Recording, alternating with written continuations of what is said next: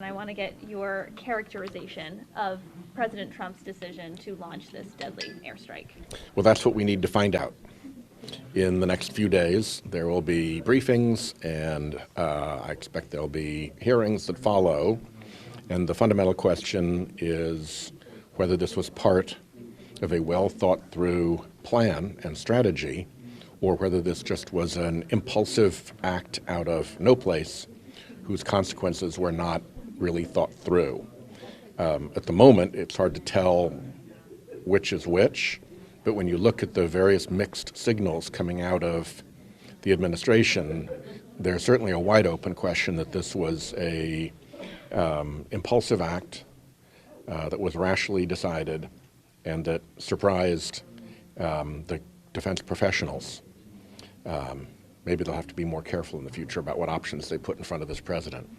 Absolutely. So what are the next steps here on your end? What is your next on your list? Well, the top priority, of course, is to make sure that our folks overseas are protected.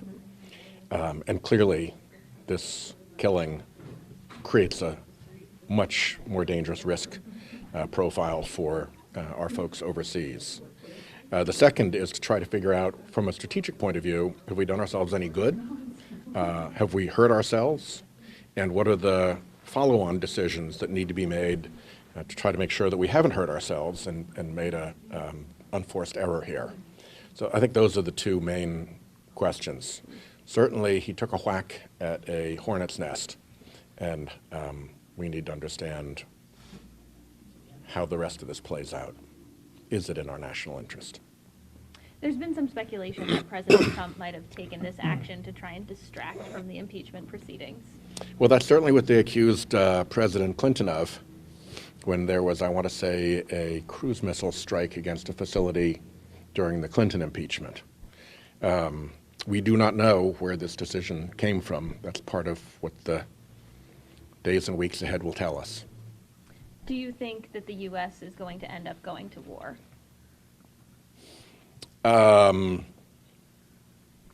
We are in a long, slow conflict in the Mideast. And it's not like it's a bright line where one day we're at peace and the next day we're at war. You know, somebody hit Pearl Harbor and suddenly everything is different.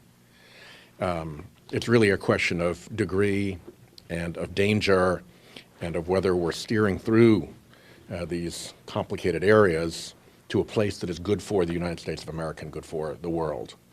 So, no, I don't think we're going to go into a full-on state of war, but I do think we're going to continue to be in a very deadly conflict against a very wily adversary on fields that are not always familiar to us. And we'd better darn well be doing this knowing what we're up to.